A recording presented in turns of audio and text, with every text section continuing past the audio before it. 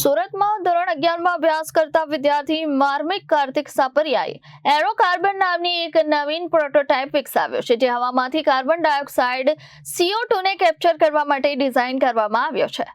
સુરતમાં અનુભવાતા વાયુ પ્રદૂષણ અને સ્મોગની સમસ્યાથી પ્રેરાઈને તેમણે ક્લાઇમેટ ચેન્જ અને કાર્બન કેપ્ચર વિષય પર ઊંડો અભ્યાસ કર્યો। ત્યારબાદ લગભગ 8 થી 9 મહિનાની મહેનત અને પ્રયોગો અને સતત સુધારાઓ બાદ આ પ્રોટોટાઇપ તૈયાર કરવામાં સફળતા મેળવી છે। આ પ્રોજેક્ટ સંપૂર્ણપણે સ્વતંત્ર રીતે વિકસાવવામાં આવ્યો છે, જ્યારે જરૂર પડે SVNIT સુરતના ડોક્ટર દીપેશ કાછડિયાએ ટેકનિકલ માર્ગદર્શન અને વૈજ્ઞાનિક વેલિડેશન પૂરું પાડ્યું હતું। પ્રોજેક્ટ માટે પેટન્ટ અરજી પણ દાખલ કરવામાં આવી છે।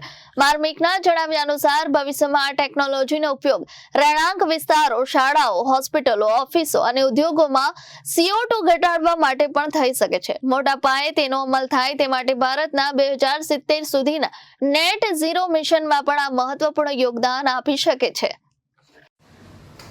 મારું નામ માર્મિક કાર્તિક સાપરિયા છે અને હું ગ્રેડ 11th નો સ્ટુડન્ટ છું।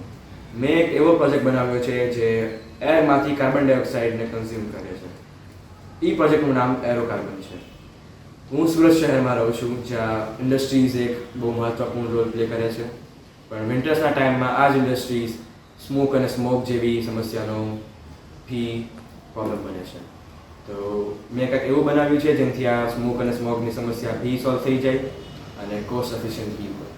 તો થોડીક રિસર્ચ કરવા મને એમ ખબર પડી કે આ બધાનો મેઇન રીઝન કાર્બન ડાયોક્સાઇડ છે અને જે કરંટ સોલ્યુશન છે માર્કેટમાં એ બહુ જ વધારે એક્સપેન્સિવ છે, ખૂબ જ વધારે એનર્જી પર કામ કરે છે અને એટલા બધા સ્કેલેબલ બી નથી।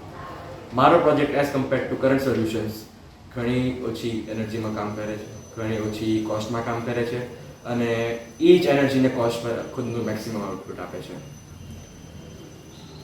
હમણાં કાર્બન ડાયોક્સાઇડની જે માત્રા છે એ 425 ppm ને ક્રોસ કરી ચૂકેલી છે અને જે રિઝલ્ટ છે बढ़ती ग्लोबल वॉर्मिंगનો અને ગ્રીન હાઉસ ઇફેક્ટનો। અને મારા પ્રોજેક્ટનો ગોલ એમ છે કે આ જ ગ્લોબલ વોર્મિંગ અને ગ્રીન હાઉસ ઇફેક્ટને ઓછું કરવું અને ઇન્ડિયાનો એનો જે ટાર્ગેટ છે નેટ ઝીરો એમિશન એ બાય 2070 અચીવ કરવામાં ખૂબ જ મહત્વપૂર્ણ રોલ પ્લે કરવું। તો આ છે એર કમ્પ્રેસર, જે એરને મારા મેઇન ચેમ્બર્સમાં પુશ કરે છે। આ છે ન્યુમેટિક ગોજ, જે એરનો ફ્લો એન્શ્યોર કરે છે કે વન ડાયરેક્શનલ હોય। આ છે રોટેટોમીટર, જે એર ફ્લોને મેન્ટેન કરવામાં હેલ્પ કરે છે અને રીડિંગ્સ દેખાડે છે કે કેટલી એર અંદર જાય છે। આ છે ફર્સ્ટ ચેમ્બર, જેમાં મોલેક્યુલર સીવ ભરેલું છે અને ફિઝિક્સ ઓપ્શન પર કાર્બન ડાયોક્સાઇડ કેપ્ચર કરે છે। આ છે MOF, જે ફિઝિક્સ ઓપ્શન અને કેમિક્સ ઓપ્શન પર કાર્બન ડાયોક્સાઇડને એબ્ઝોર્બ કરે છે અને આમાં છે DES અને PES નું કોટિંગ, જે પ્યોરલી કેમિક્સ ઓપ્શન પર કામ કરે છે અને અહીંથી મેઇન આઉટપુટ નીકળે છે, જેમાં કાર્બન ડાયોક્સાઇડ એબ્ઝોર્બ ગેસીસ છે અને ખુદ મેક્સિમમ આઉટપુટ આપે છે।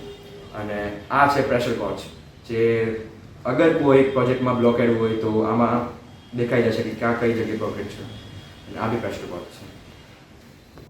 Bureau report, Janadesh news, Surat.